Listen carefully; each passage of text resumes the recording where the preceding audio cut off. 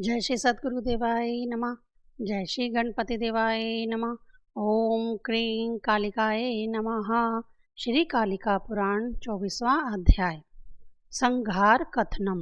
मार्कंडे जी बोले, तब हिमालय पर्वत के शिखर पर क्षिप्र सरोवर के किनारे बैठे हुए महादेव ने उस सरोवर को निकट से देखा। बार बार ब्रह्मा और विष्णु द्वारा प्रेरित किए जाने पर उन दृढ़ आत्मा वाले शिव ने वहीं ध्यान करने के लिए अपना मन स्थिर किया। कामदेव को दंडित करने वाले भगवान शिव ने ध्यान मार्ग द्वारा अपने को विशेष रूप से देखने के लिए अत्यधिक प्रयत्न किया। उनको ध्यान में अपने चित्त को प्रविष्ट किए अर्थात ध्यानस्थ देखकर नियंत्रित मन वाले ब्रह्मा आदि देवताओं ने शिव में प्रविष्ट माया नामक शक्ति की स्तुति करना आरंभ किया, जिस माया से मोहित होने के कारण शिव सती के शोक में बहुत अधिक व्याकुल हो विलाप कर रहे थे। उनमें स्थित जगत को उत्पन्न करने वाले शिव के भी मोह के कारणभूत उस स्थिर माया की स्तुति कर उसे शिव के शरीर से निकालकर ध्यान में स्थित निरंजन शंभु के चित्त को हम व्याकुलता से रहित करेंगे। जब तक सती पुनः शरीर धारण कर शिव की पत्नी होवेगी तब तक ये शोक रहित हो, इसी प्रकार अव्यक्त तत्व का ध्यान करते रहे। ब्रह्मादि देवताओं ने मन में ऐसा सोचकर महामाया योग निद्रा की इस प्रकार से स्तुति करना प्रारंभ किया। देवगण बोले, हम सब अत्यंत भक्तिपूर्वक उनकी स्तुति करते हैं, जो श्री शक्ति सबको पवित्र करने वाली पुष्टि स्वरूपा परम अव्यक्त रूपा महान और अव्यक्त तत्वों के स्वरूप वाली शिव की परम शक्ति कल्याण करने वाली शुद्ध स्थूल सूक्ष्म श्रेष्ठ और सामान्य अंतःविद्या और अविद्या नाम वाली एकाग्र भाव से प्रेम योगिनी है।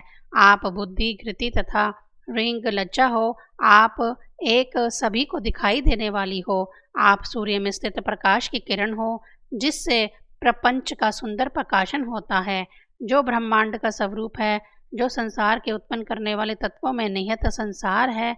आप ऐसी नदी हो जो ब्रह्मा से तृण पर्यंत प्राणी मात्र को तृप्त करती है। सदा गतिशील सभी जीवों का एकमात्र प्राण रूप देवताओं का आधार यह जो वायु है वह भी आप ही का ही अंश है। इसी प्रकार यह जो प्रसरणशील तेज अग्नि तत्व सर्वत्र प्रज्वलित हो उठता है तथा बहुधा संसार के उत्पत्ति का कारण रूप में दिखाई देता है, वह आपका ही रूप है। जो ब्रह्मलोक से पताल पर्यंत ब्रह्मांड के अंदर और बाहर सदा सब और स्थित आकाश तत्व है, वह भी आप ही हो। अचल यानी पर्वतों के समूह से नियंत्रण की गई अचला जगत प्रपंच को जन्म देने वाली, जगत का पालन करने वाली, लोक की माता, माधव की पत्नी यानी विष्णु की पत्नी जो पृथ्वी है, वह आप ही हो। आप बुद्धि हो तथा उसका विषय भी आप ही हो। आप छंदों की माता गति हो, आप वेद माता गायत्री हो, सवित्री और सरस्वती भी आप ही हो। आप संपूर्ण जगत की वृत्ति हो, आप इच्छानुसार रूप धारण करने वाली तीनों वेदों की समष्टि हो। आप स्वर्ग आदि में निवास करने वाले देवादिदेव सभी प्राणियों को निद्रा रूप से मोहित करती हो तथा सुख पहुँचाती हो। आप पुण्यकर्ताओं के लिए लक्ष्मी हो तथा पापियों के लिए यातना भी आप ही हो। आप नीतिवानों के लिए श्री यानी शोभा तथा सुखदान की सर्वोत्तम साधन घृति भी आप ही हो। आप समस्त जगत की शांति तथा चंद्रमा दिखाई देने वाली कांति हो। आप सभी प्राणियों का पालन करती और विष्णु को मोहने वाली लक्ष्मी हो। आप 5 महाभूतों की भी सार तत्व रूप हो।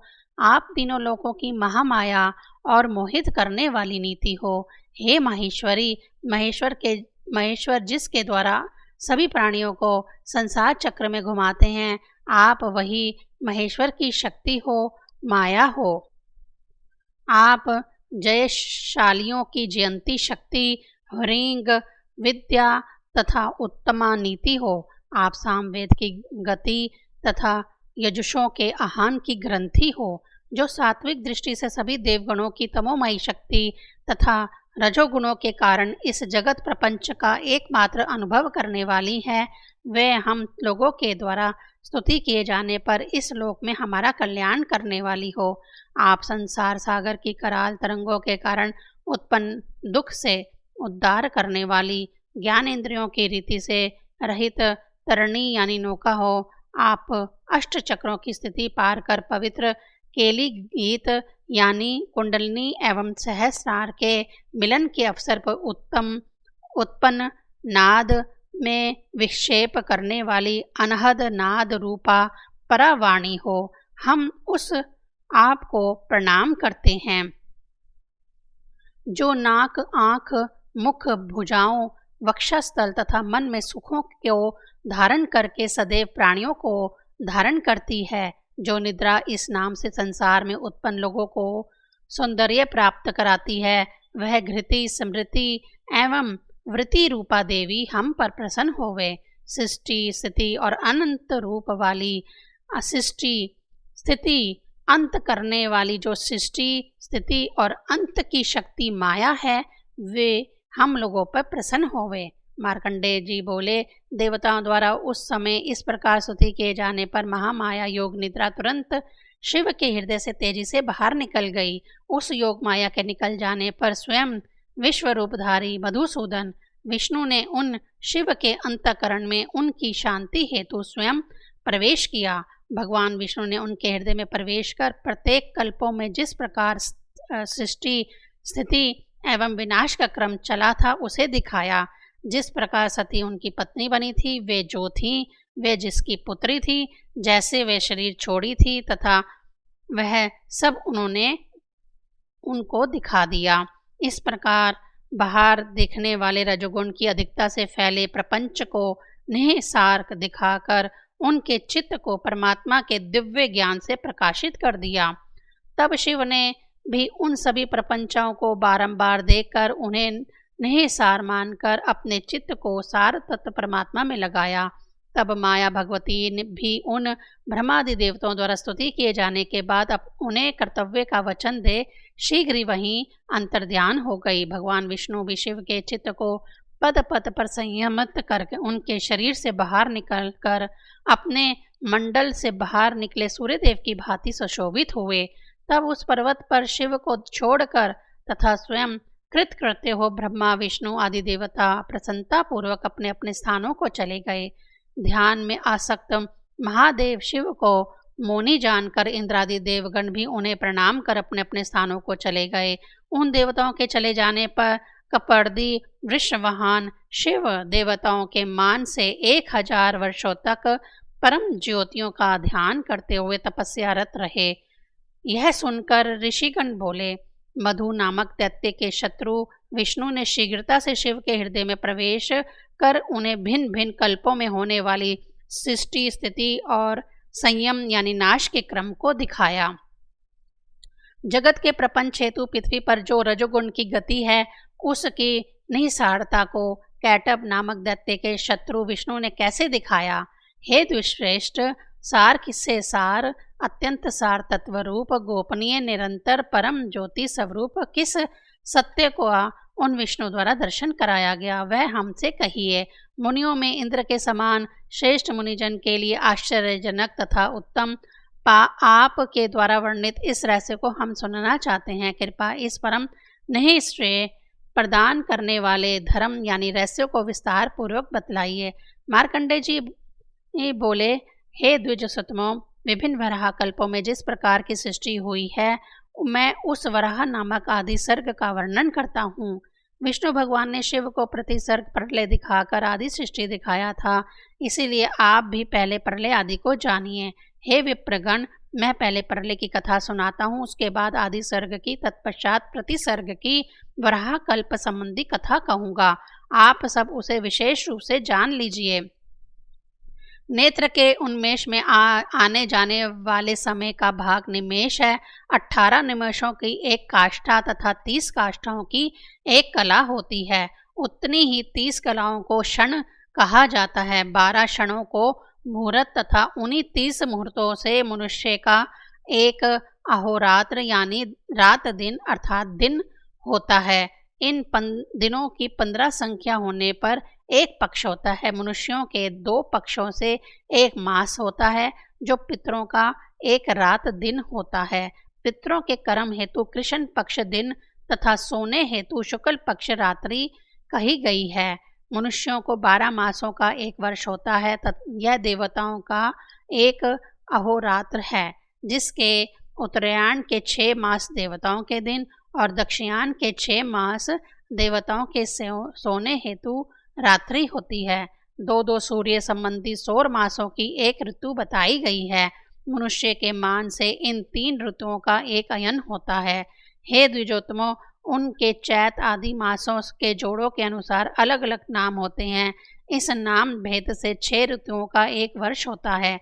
अब उनके विषय में आप लोग सुने। चैत, विशाख, बसंत, ज्येष्ठ, शुचि यानी आषाढ़, ग्रीष्म, नभ, नभस्य, श्रावण, भद्रपात, वर्षा, ईश यानी अश्वन तथा कार्तिक से शरद ऋतु होती है। सह यानी अघन तथा पोष से हेमंत, माघ फागुन से शिशिर, ये अलग अलग 6 ऋतुएं यज्ञ आदि कार्यों के लिए निर्धारित की गई हैं। मनुष्यों के मान से 7 अधिक 10 अर्थात 17,28,000 वर्ष मान का कृत युग यानी सतयुग होता है। अंतराल में 400 वर्षों की संध्या तथा उतने ही वर्षमान का संध्याश भी उसी के अंतर्गत समाहित होता है। इसी प्रकार 12,16,000 वर्षों का त्रेता युग होता है। इसकी 300 वर्ष की संध्या तथा अंत में 300 वर्षों का संध्यांश कहा गया है। 8,64,000 वर्ष के इसी मान से द्वापर नामक युग और उसमें 200 वर्षों की संध्या, अंत में 200 वर्षों का संध्यांश भी अभीष्ट होता है। उसी मान से 4,32,000 वर्षों का कलयुग का मान होता है, जिसकी 100 वर्ष की संध्या तथा अंत में 100 वर्ष का ही संध्यांश होता है। इस प्रकार मनुष्य के मान से कृत त्रेता, द्वापर एवं कलयुग का एक चतुर्युग होता है। संध्या और संध्यांश के सहित 43,20,000 वर्षमान का एक चतुर्युग होता है। रात के 7 देवताओं का दिन मनुष्यों के 1 वर्ष के समान होता है। इसी क्रम से उपयुक्त गणना मानवीय मान के अनुसार एक चतुर्युग की है, जो 12,000 देव वर्ष के तुल्य होती है। देवताओं के 12,000 वर्षों का एक देवी युग यानी देव युग होता है। वही संध्या और संध्यांश के सहित मनुष्यों का एक चतुर्युग होता है।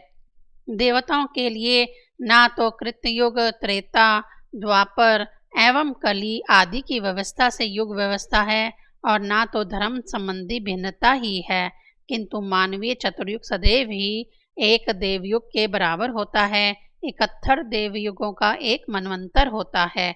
2000 देवयुगों से ब्रह्मा का एक रात दिन होता है। वह मनुष्यों के मान से 2000 चतुर्युगों का होता है। ब्रह्मा के एक दिन में 14 मनु होते हैं। मनुष्यों की ही भांति इस प्रकार के भारे मान के 360 दिनों का ब्रह्मा का एक वर्ष होता है। ब्रह्मा के 50 वर्षों का एक पराध कहा जाता है। वही पराध शिव का एक दिन होता है तथा उतने ही कालमान की उनकी रात्रि भी होती है। ब्रह्मा के 100 वर्षों का समय द्विपराध का होता है। 2 पराध बीतने पर ब्रह्मा का प्रलय अर्थात अंत हो जाता है। ब्रह्मा के पर ब्रह्म में लीन होने पर संसार का प्राकृत लय होता है। समस्त जगत का आधार, कभी नष्ट ना होने वाला, जो पर से परे अर्थात अत्यंत श्रेष्ठ ब्रह्म स्वरूप है, उसका जो एक दिन रात होता है उसका नाम पर है। उसके आधे भाग को प्रहलाद कहते हैं। जगत स्वरूप जो भगवान है वह परम आत्मा, कभी कम न होने या नष्ट न होने वाला है। वह स्थूल से भी स्थूलतम तथा सूक्ष्म से भी सूक्ष्मतम है। उस परमात्मा के लिए दिन रात का कोई व्यवहार नहीं होता और ना कोई वत्सर अर्थात वर्ष ही है। पूर्ववर्ती पौराणिक द्वारा तथा उसी तरह के हमारे द्वारा भी सृष्टि प्रलय का बोध कराने के लिए उस परमात्मा के भी दिन रात की कल्पना की गई है। वास्तव में वही रात्रि दिन वर्ष है, वही पृथ्वी है, वही सृष्टिकर्ता ब्रह्मा और वही संहार करता शिव है, वही विष्णु रूप में प्राचीन पुरुष है। उसी में तथा उसी की भांति यह सब कुछ भासित होता है। तब ब्रह्मा के शाश्वत परमात्मा में लीन हो जाने पर समस्त संसार क्रमशः उसी परमात्मा के स्वरूप को प्राप्त कर लेता है। ब्रह्मा के 100 वर्ष व्यतीत हो जाने पर रुद्र रूपधारी भगवान जनार्दन विष्णु जगत का अंत करके स्वयं परम तत्व में लीन हो जाते हैं। उस समय सर्वप्रथम सूर्य समस्त स्थावर एवं जगन प्राणियों को अपनी तीव्र किरणों द्वारा सोख कर समस्त जल तत्व का ग्रहण कर लेंगे। देवताओं के 100 यानी 100 तथा पर्वत चूर्ण होकर छिन्न भिन्न हो जाएंगे।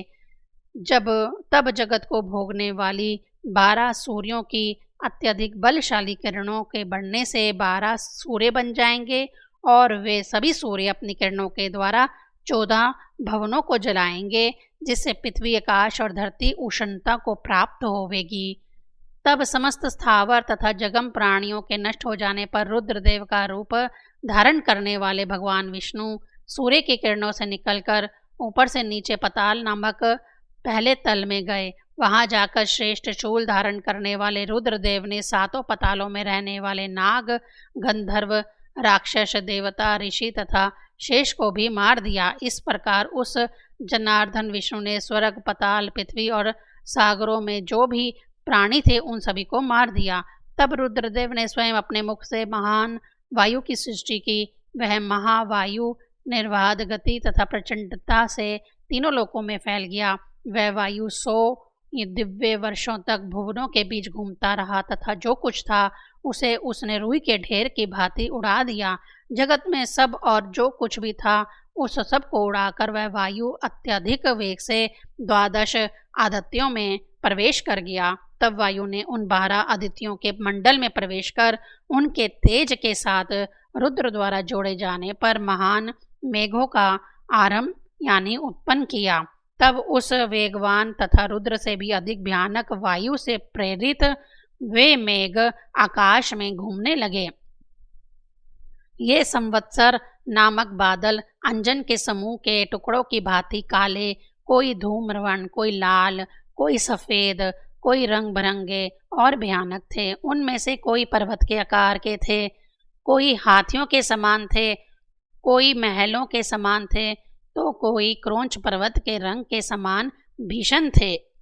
उन महान ध्वनि करने वाले महान मेघों ने 100 वर्षों से अधिक समय तक तीनों लोकों को डुबाते हुए खंबे के समान सुदृढ़ धाराओं के पतन से गिरे हुए बहुत अधिक जल से तीनों लोकों को पूर्ण कर दिया। ध्रुव स्थान तक जल राशि के स्थित हो जाने पर उस रुद्र रूपी भगवान विष्णु के ने मुख से वायु का सृजन किया। तब उस जल मिश्रित वायु के द्वारा प्रेरित मेघ 100 वर्षों तक निर्बाध गति से संचरण करने के पश्चात स्वयं ध्वस्त हो गए। उन बादलों के नष्ट हो जाने के बाद निर्दयी रुद्र ने जनलोक से ब्रह्मलोक तक के भवनों को ध्वस्त कर दिया। सभी लोकों विशेषकर ब्रह्मलोक के नष्ट हो जाने पर रुद्रदेव 12 आदित्यों की ओर गए। उस रुद्र रूपधारी विष्णु ने अतीव वेग से जाकर सूर्य को ग्रास कर लिया और अपने गर्भ में स्थित सूर्य के द्वारा अत्यधिक प्रज्वलित हो उठे। तब महाबलशाली यमराज के समान रुद्र ने मुट्ठी में आए पदार्थ की भांति सबको चूर्ण कर दिया। उन भगवान विष्णु द्वारा ब्रह्मांड को चूर करते समय पृथ्वी पर चूर चूर हो गई। तब समस्त जल को स्वयं उन्होंने योग द्वारा धारण कर लिया। जो जल ब्रह्मांड के चारों ओर पहले फैला हुआ था या जो ब्रह्मांड के अंदर का जल था वह सब एक रूपता को प्राप्त हो गया। सब ओर से सर्वव्यापी जल के एक हो जाने पर उस पूर्ण जला राशि पर ब्रह्मांड के वे टुकड़े नाव की भांति तैर रहे थे। तब पृथ्वी के समस्त सार तत्व गंध नामक तंत्र मात्रा को क्रमशः जल ने ग्रहण कर लिया। इससे पृथ्वी नष्ट हो गई। उस भयानक रुद्र ने पुनः अपने शरीर से अपने में निहित तेज राशि को बाहर निकाला। एकृतोन उन तेजों से सब और स्थित तथा ब्रह्मांड के अंदर और बाहर जो भी अग्नि तत्व था या जो कुछ भी बाहर गया था वह सब ग्रहण कर लिया गया। जगत में स्थित समस्त तेज एक साथ ग्रहण कर जलते हुए रुद्र तेज से उस जल राशि में तैरते हुए उन ब्रह्मांड खंडों को जला दिया। तब तेज के कारण उज्जवल हुए ब्रह्मांड खंडों को जलाकर जल से उसका सार तत्व रस तंत्र मात्रा ग्रहण कर लिया। सार रस तंत्र मात्रा के ग्रहण कर लिए जाने पर तेज यानी अग्नि द्वारा जल तत्व नष्ट हो गया। जल तत्व के नष्ट हो जाने पर वह तेज द्रव्य ही सदा गतिशील वायु तत्व में प्रवेश कर गया। तब उस महाभाग ने रूप तंत्र मात्रा को ग्रहण कर लिया। उसके बाद रूप तंत्र मात्रा के ग्रहण कर लिए जाने के कारण सभी तेज तत्व जब नष्ट हो गए तब निर्बाध वायु अत्यधिक प्रबल हो उठा। तब अत्यंत शब्द वाले वायु को प्राप्त हो अग्नि के समान जलते हुए रुद्रदेव ने स्वयं आकाश तत्व को शुद्ध कर दिया। उनसे शुद्ध आकाश तत्व को वायु ने ग्रहण कर लिया। पहले उस वायु में स्थित स्पर्शांतर मात्रा नष्ट हुई, तत्पश्चात वायु स्वयं नष्ट हो गया। वायु के नष्ट हो जाने पर रुद्र ने आकाश तत्व से उसका शब्द गुण छीन लिया। शब्द तंत्र मात्रा के ग्रहण किए जाते ही आकाश तत्व भी नष्ट हो गया। आकाश तत्व के नष्ट हो जाने पर उन रुद्रदेव ने तब ब्रह्मा के शरीर में प्रवेश किया। उस समय ब्रह्मा की वह व्याकुल काया शंख चक्र गदा धारण करने वाली व्याकुल रहित आधारहीन भगवान विष्णु के शरीर में प्रवेश कर गई। तब उस महातेजस्वी विष्णु ने अपनी शक्ति द्वारा शंख चक्र गदा तथा तलवार धारण करने वाले उस 5 भूतों वाले अपने शरीर को शीघ्र ही नष्ट कर दिया। तब आधार, आकार, सत्ता और बाधा से रहित द्वैतहीन यानी अद्वैत, सब प्रकार की भेदकारी विशेषताओं से रहित आनंदमय, ना स्थूल ना सूक्ष्म, सब ओर से स्वयं प्रकाशित, यज्ञ से जानने योग्य, नित्य और मिथ्या तत्व से रहित एकमात्र पर ब्रह्म ही था। उस दिन ना तो दिन था, ना रात्रि थी, ना आकाश था, ना पृथ्वी थी, ना अंधकार था, ना प्रकाश और ना दूसरा ही कुछ श्रोत आदि ज्ञानेन्द्रिय तथा बुद्धि आदि अंतःकरणों द्वारा उपलब्ध था। उस समय तो एकमात्र प्रधान से समृद्ध ब्रह्म रूप पुरुष ही था। इसी प्रकार से की स्थिति में जब तक सृष्टि थी तब तक की समय असृष्टि का अर्थात प्रलय का था। उस समय मात्र एक परम तत्व ही स्थित था जिससे सृष्टि पुनः परिवर्तित होती है। जिस प्रकार सभी तंत्र मात्राओं का प्रकृति में संचय हो जाता है, अहंकार भी महत तत्व में लय हो जाता है, इसीलिए इसे प्राकृत लय कहते हैं। व्यक्त अतीत कालिक प्रलय तक प्राकृतिक में ही स्थिर रहता है, इसीलिए इस प्रतिसर्ग के प्रलय का नाम प्राकृत प्रलय कहा गया है। हे विप्रों, मेरे द्वारा आप लोगों से यह प्राकृत नामक महालय कहा गया। अब पुनः मेरे द्वारा कही जाने वाली आदि सृष्टि का वर्णन आप सुने। आप लोग सुने। श्री कालिका पुराण में संहार कथन नामक 24वां अध्याय संपन्न हुआ। ओम क्रीं कालिकाये नमः।